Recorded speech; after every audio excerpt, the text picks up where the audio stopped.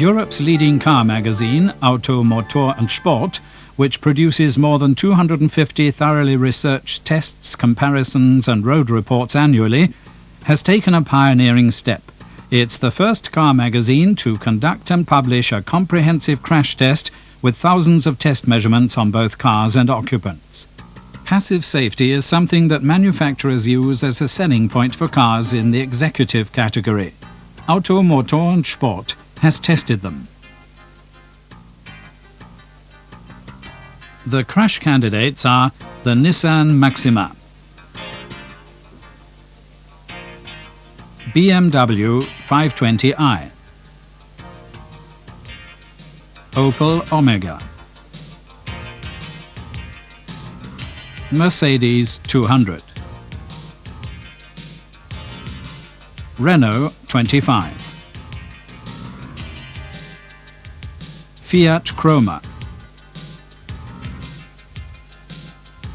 Honda Legend, Volvo 740, and the most recent entrant in the executive class, the Audi 100. The idea of the test was to simulate the worst conceivable accident, a frontal collision under conditions as realistic as possible.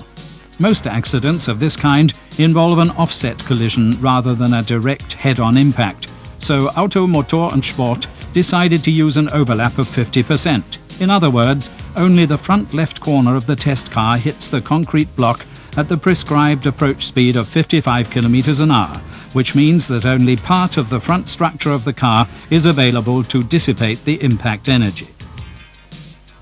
The test is set up so that the car approaches under its own power, which is a new technique not previously used in any large-scale testing.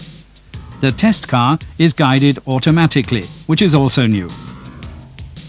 A wire set into the ground and a bumper-mounted aerial make sure that the vehicle follows the correct path, aided by a servo motor which corrects the steering with millimeter accuracy. The front seat passengers are two dummies.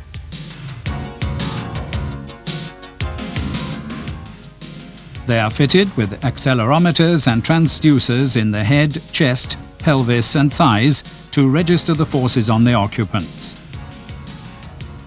The resulting data, which are used to calculate the risk of injury, are recorded in a well-protected box carried at the back of the car.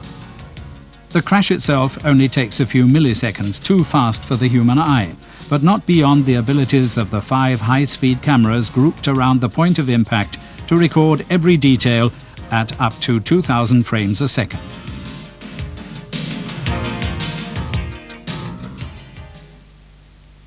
The first test candidate is the Honda Legend, which has been superseded by a new model. The Honda hits the barrier at exactly 54.8 km an hour. Because the engine compartment is packed full of machinery, the front of the car is not able to absorb much of the energy, so the front of the passenger cell is severely deformed on the left-hand side. The driver's head is forced to the right, suffering high peak acceleration levels. The chance of survival is slight.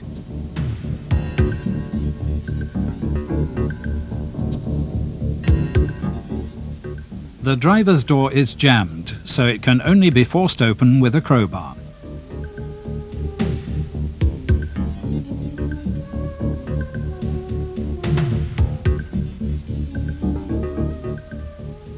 The driver's feet are firmly trapped.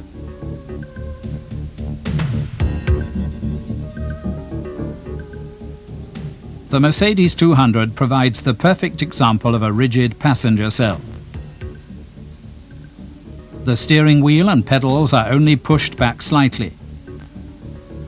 In spite of a heavy head impact with the steering wheel, the driver's injury risk is low.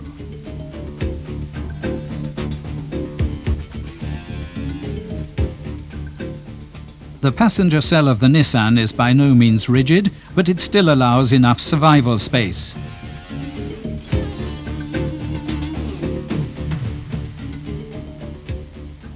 The heavy impact with the steering wheel may inflict severe internal injuries on the driver.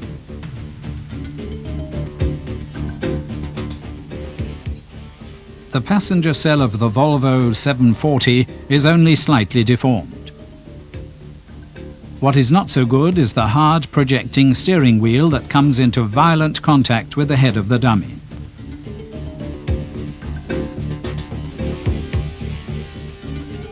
In the case of the Opel Omega, the passenger cell is not strong enough to withstand the collision forces, and the survival area is reduced on impact. The driver's forehead and face hit the steering wheel so hard that very severe head injuries are probable.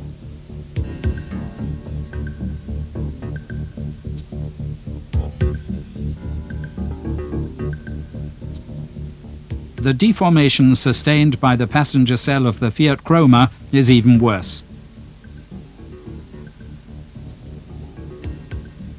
The dummy's head and body are subjected to very high stresses. The chances of survival are slight. The driver is trapped in the car, and the door can only be opened with rescue equipment.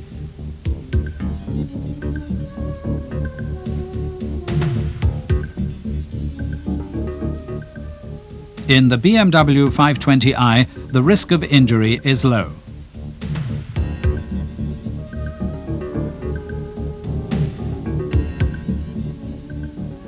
Survival space is practically unaffected, although deformation does extend into the passenger cell.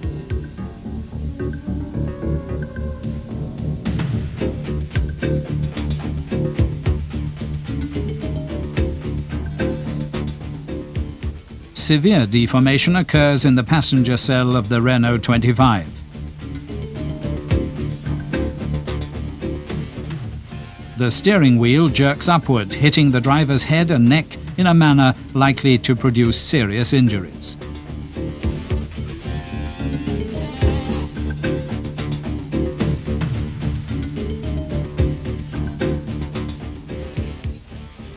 In the new Audi 100, which has the Procon 10 safety system as standard, the steering wheel is pulled away from the driver on impact.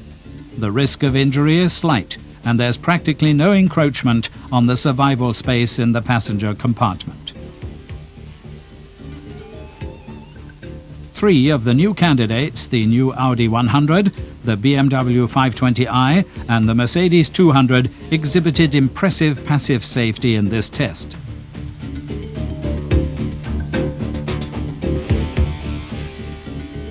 In all the other cars, the impact could have caused severe and in some cases possibly fatal injuries. One thing emerged clearly. In every single case, the driver's head hit the steering wheel. This impact would have been prevented by an airbag, which is an additional but not insignificant finding resulting from the Auto, Motor und Sport crash tests.